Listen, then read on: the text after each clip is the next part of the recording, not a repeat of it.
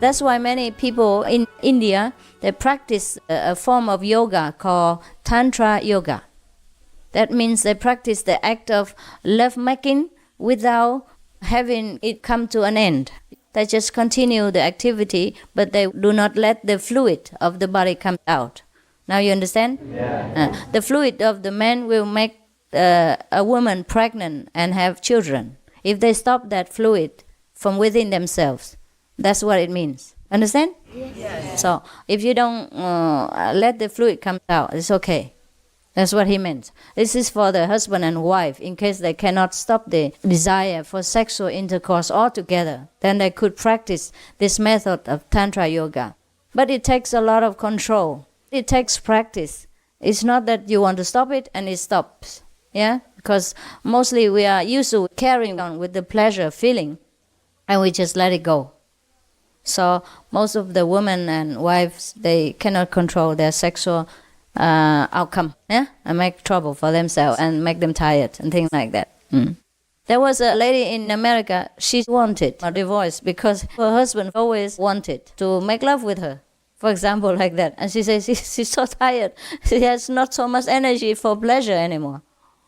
Yeah, it could exhaust you and make you unfit for work, to be mother or to be just a lively person. Therefore, the master taught his disciples at that time to conserve the life fluid. Therefore, conserve the energies. Men and women alike. Men and women alike. Mostly men have more trouble than women. A woman, sometimes they don't know what it means by having sexual satisfaction or things like that. But the men do. Men sometimes need it. I'm sorry to talk so much about this. Is that okay? Yeah. Yeah? Maybe you need to know. Huh? If you don't, just ignore it. Maybe you do, huh? Okay, number 44. When in such embrace, your senses are shaken as leaves. Enter this shaking. Okay. Perhaps he meant when two people are in love, yeah, and when they embrace each other, they will feel very excited. So their whole body and feeling is trembling. So in that case, you do not get lost in the feeling of the physical sensation, but you should just enter the trembling, yeah, and stay there and be centered. Just enter and be centered. And do not let yourself get lost in the sensation of the physical feeling. That's what it is. So you see, the master here teaches you in any kind of situation, whether disturbance or pleasure, you should turn it around to your own advantage and preserve your cosmic energy from within you. Normally in India, if a practitioner, truly practitioner, he would be advised that he have 2 or 3 children and then stop having sex altogether with his wife. Just like Mahatma Gandhi did. He has told you in his biography how he avoided a sexual union with his wife by trying to look at her as a mother or as a sister or as a daughter, and try to avoid having contact with her in private when nobody else is around. In that way, he avoided sexual contact with her for many decades until they both died, and they had no problem.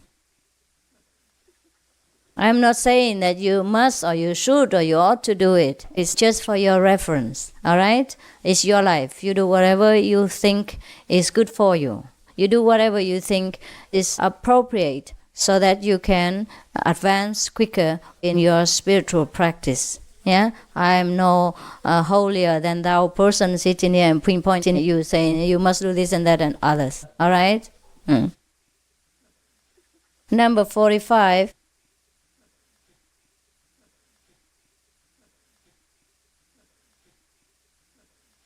I don't understand this. Even remembering union without the embrace, the transformation.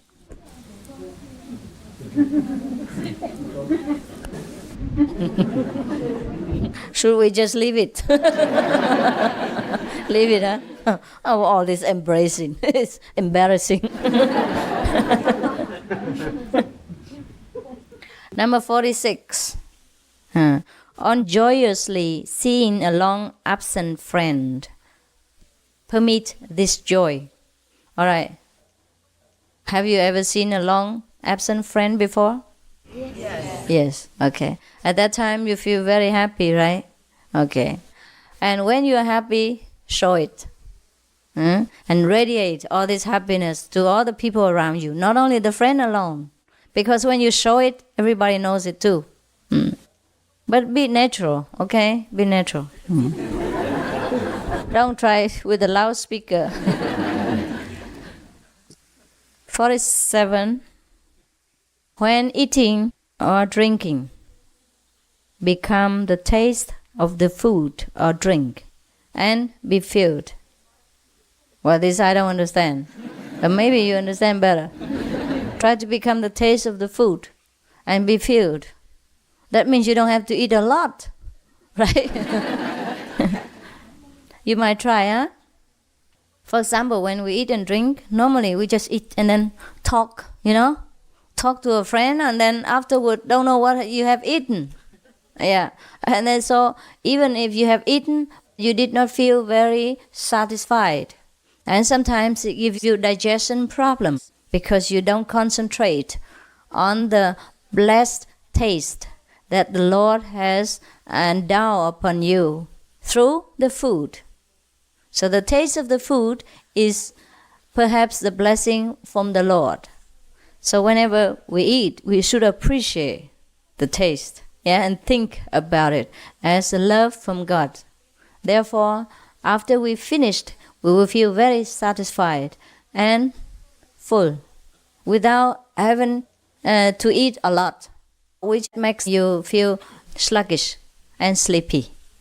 Actually, whenever we eat, we should not talk because the negativity enters through the mouth and shares the food with us and spoils the food, making it unwholesome, unholy, and sometimes poisonous.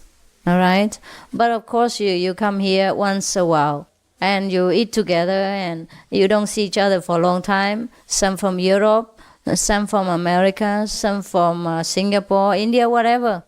So I cannot even forbid you again. You don't talk while you meditate. You don't talk while you sleep. You don't talk while you listen to me. And you don't talk while you eat. Oh, terrible. And then you feel like you're being so restricted. So but whenever you can, all right, try to remember the taste of the food and stay there instead of talking too much, okay? I try to remember the taste of what is this here. Grapefruit, very nice. All right. Number 48. Now, very nice. Oh, lotus eye one. See that? Sweet of touch. He praises her. That her touch is even so sweet, and her eyes are like the lotus. When singing, seeing, tasting, be aware you are and discover the ever-living. Be aware that you are. When we doing any activity such as singing, eating, or seeing something, be aware who is the seer, who is the one that tastes, who is the one that sings. That's what he meant. Always be self-centered and remember the true master of the house. And do not run after the object, but remain centered. Yeah? See, but do not run. Understand? Do not be drawn into the object and always stay here, stable like a mountain, witnessing everything around. but still always aware of the true self. Don't I sound like a Zen master, eh? Big deal, huh? Big talk, huh? You understood? Yeah, sure. Maybe more than I do. 49. Wherever satisfaction is found, in whatever act, actualize this. You know what this is? This is this. And finished. I cannot explain this to you. And if you don't understand this, then forget this.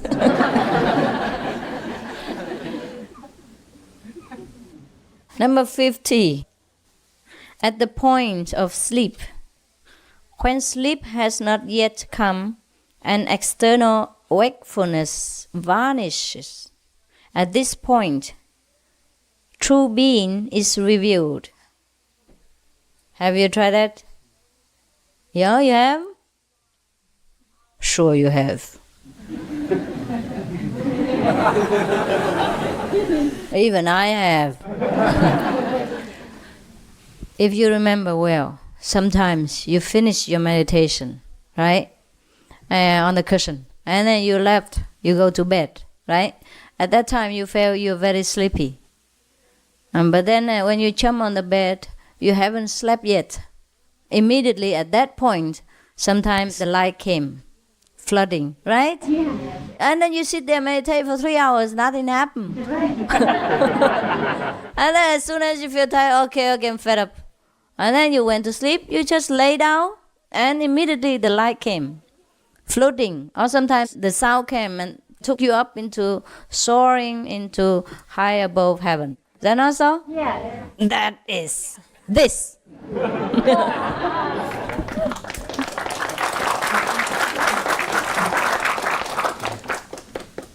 Okay, 51. In summer, when you see the entire sky endlessly clear, enter such clarity. Well, this is very clear to you, no? Yeah? No? You know what? Sometimes we look into the sky intensely, huh? And then sometimes it feels like we enter a kind of space, huh? Very clear. It's not the real sky that we enter. It is the outer sky that leads us into the inner sky. Just like when sometimes you sit and meditate without even the sky, but you saw the sky at night or even in the morning, but you saw clearly the midday sun and the midday sky. Or sometimes in the daytime you sit here alone in the dark room, but you saw the sky, the Milky Way, and the beautiful evening stars, and the moon, etc. Is that not so? Yeah. That's what this is.